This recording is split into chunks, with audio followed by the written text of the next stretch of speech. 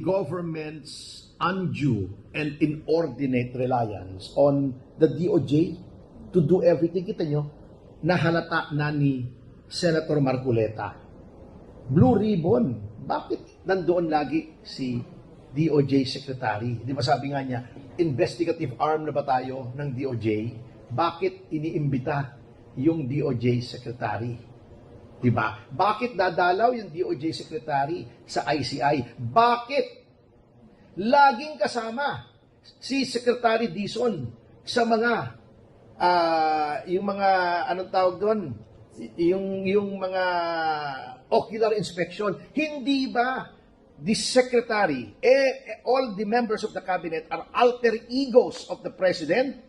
Bakit nandoon ang alter ego ng President with members of a commission that is supposed to be independent? Di ba? May powers. Binigyan ng powers.